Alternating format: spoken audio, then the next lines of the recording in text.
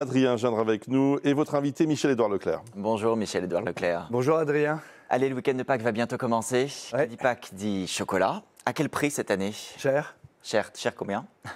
C'est presque plus 20% en moyenne. Les chocolats de pâtissier, quand il y a beaucoup de chocolat, ça peut monter jusqu'à 34%.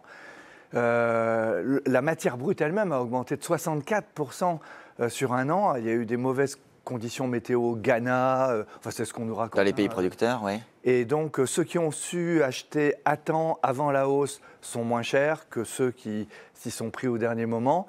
Mais bon, c'est pas le plaisir qui va être gratuit. Il faudra faire un petit effort. Ça a déjà un impact sur les ventes de chocolat pour les jours qui viennent de s'écouler? Pardon, j'ai pas compris. Est-ce qu'il y a un impact de la hausse du prix sur les ventes? Oui, il y en aura un peu moins. Ouais. On mettra des plus petits lapins derrière des plus petits buissons. Bon. Vous avez une opération ce week-end, week-end de Pâques, également les carburants, Ouais. à prix coûtant. Combien de clients ça vous rapporte ça?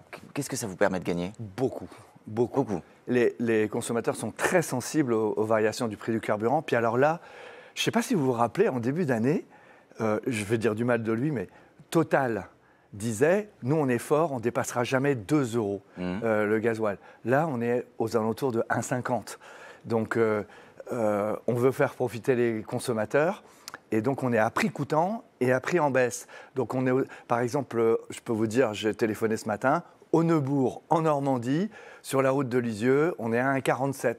Vous en profitez pour faire votre promo? Ouais, non, mais les concurrents aussi, s'alignent et tout ça. Et faut profiter, quoi, parce que ça va durer au moins 2 mois, parce qu'il y a les producteurs de l'OPEP ont produit trop. Au moins 2 mois la baisse, parce qu'on observe un mouvement sur les cours du pétrole à l'échelle mondiale. Donc vous nous dites pendant 2 mois, on aura un carburant un peu moins cher. Oui, parce qu'entre la tonne de brut qu'il faut transformer en gasoil, en kérosène, il n'y a pas de lien toujours entre la... On dit souvent à la radio ou à la télé, le brut descend, le gasoil ne descend pas. Mais ça dépend ce qu'on fait avec la tonne de brut. C'est comme une tonne de blé, ça peut faire du pain, mais ça peut faire du biscuit. Là, c'est pareil. Donc, je dirais que pendant deux bons mois, on va avoir du gasoil entre 1,47 et 1,60, quoi. Mais c'est pas mal quand même. J'aurais également qu'on parle du 1er mai, oui. Puisqu'on a entendu ces derniers jours des boulangers, des fleuristes également dire « nous, on veut pouvoir ouvrir le 1er mai ». Il se trouve que c'est la fête du travail et que normalement, on ne fait pas travailler les salariés le jour de la fête du travail. Pour vous, quelles règles s'appliquent? Est-ce qu'il y a des Leclerc ouverts le 1er mai? On a une convention collective, on n'ouvre pas le 1er mai. D'ailleurs, aucun magasin. Vous êtes ouvert le 1er mai? Bien sûr. Ah ouais? Vous bossez? Ouais. De l'île de Ré? Non, le 1er mai. Vous imaginez qu'il n'y a pas de journaux, pas d'actualité? L'émission est en direct, il y aura un journal de 13h, il y aura un journal de 20h. En direct de la pointe de je sais pas quoi. Et vous seriez demandeur d'ouvrir le 1er mai? Non. Ça vous va comme ça? Non, je trouve que c'est bien que salariés et chefs d'entreprise se mettent d'accord sur un jour qui est en plus la fête du travail. Après, je suis pour la décentralisation. S'il y a la fête au village, s'il y a des gâteaux à faire, on peut trouver quelques dérogations, mais je trouve que c'est bien qu'il y ait un grand moment de la fête du travail, on ne travaille pas. Ouais. Vous parliez de Bernard Arnault à l'instant. Je ne sais pas si vous avez vu. J'ai pas parlé, hein. Oui. Vous ne lui avez pas parlé, mais vous en avez parlé. Il se trouve qu'hier, il y avait l'Assemblée générale de LVMH. Ouais. Il s'est exprimé à cette occasion. Il a parlé du contexte international, des droits de douane, des menaces de Donald Trump. Et il dit d'ailleurs, au sujet des négociations qui sont en cours, si ça aboutit pas entre l'Europe et les États-Unis, il est possible qu'on se retrouve avec des droits de douane élevés et donc on sera amené à augmenter nos productions américaines. Est-ce que vous comprenez cette prévision qui est un peu une menace puisqu'il dit en fait ce sera la faute de Bruxelles si ça se produit? Alors il n'aime pas quand je dis que c'est une menace. C'est un grand monsieur. C'est un monsieur qui rapporte beaucoup de devises à la France. Il est milliardaire, mais il rapporte beaucoup de devises à la France. Il vaut des bons produits et il est un bon promoteur du Made in France. Mais il y a un mais. Mais ce que le président de la République a dit, tout le monde n'aime pas Macron, mais il dit un truc vachement juste. Il dit qu'il faut être dans le même tempo. Là, Trump est monté comme un orang-outan sur son ring, là. Il ne faut pas que Bernard Arnault, Saadé, le patron de CGA, CGM, le transporteur, ou Schneider Electric, il ne faut pas qu'ils aillent signer leur accord avant que l'Europe n'ait négocié, quoi. Sinon, on a l'air minable. Donc vous dites, il faut... Moi, je lance un appel à Bernard Arnault. Fais société, fais nation. Ça ne t'empêchera pas d'investir aux États-Unis. mais nos salariés, nos collaborateurs ont besoin que les patrons jouent patriotes, quoi. C'est tactique. On ne va pas à une négo en ordre dispersé. C'est vrai pour les gouvernements, c'est vrai pour les chefs d'entreprise. Son scepticisme, quand il dit les bureaucrates de Bruxelles, la bureaucratie européenne, il a pas l'air de leur faire dans confiance. nos boîtes aussi, on a de la bureaucratie. Non, mais le fond du truc, on a un gars qui joue le tam-tam depuis les États-Unis. Ça, c'est Trump. Et il nous tape. Et il dit des méchancetés sur l'Europe. Il dit que Vance dit que l'Europe n'a plus de valeur. Oh, il n'est pas très éduqué. Ça mériterait un peu plus de diplomatie. À nous de l'être, si je comprends bien. C'est pas très friendly, quoi. En fait, il veut faire de la diplomatie tarifée comme d'autres font de l'amour tarifé.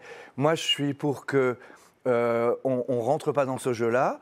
Je trouve que les pays européens la jouent plutôt bien. L'allemand, c'était pas évident pour Stammer de jouer cette partie-là. Au point qu'on puisse, de votre point de vue, échapper à une hausse des prix et se dire on est tranquille, on n'aura pas dans les semaines à venir dans les magasins une inflation. L'idée de la Commission européenne de leur proposer un taux zéro sur les produits, alors qu'ils sont déficitaires, de leur proposer par contre une petite taxe légère sur la grande masse des échanges financiers et services, je trouve que ça, c'est bien équilibré. Et Madame la présidente de la Commission, elle la joue bien, je trouve. Je voudrais vous entendre également sur les déclarations d'un autre patron, celui de Safran, qui a été entendu à l'Assemblée il y a quelques jours, et qui rappelle ses souvenirs d'implantation d'un site à Rennes, qui est une ville de gauche, où il y a notamment des élus écologistes.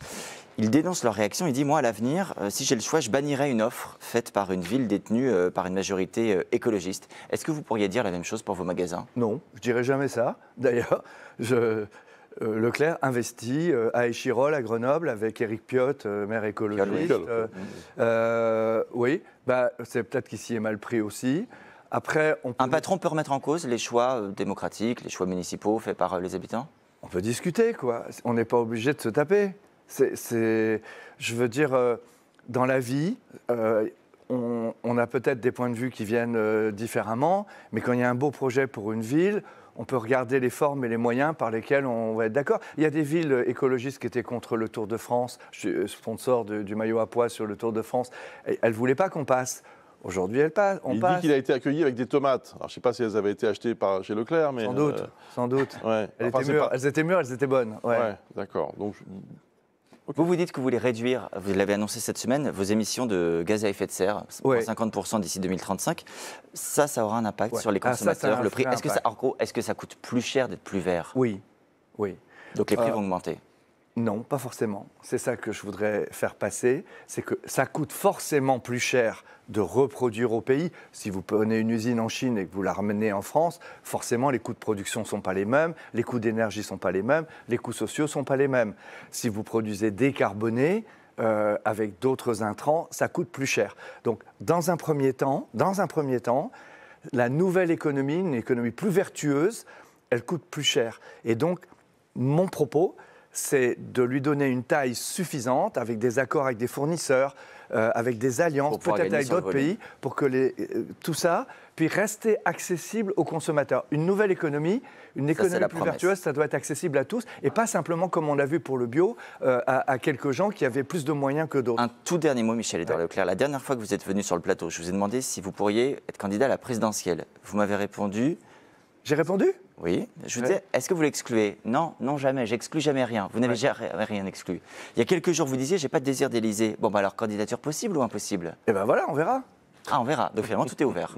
Mais j'ai compris un truc, tu vois. Si je dis non, personne ne me croit. Et si je dis oui, je suis invité à en parler. J'accepte votre invitation. Le suspense continuera. Merci beaucoup, Michel-Édouard Leclerc. Merci, Adrien.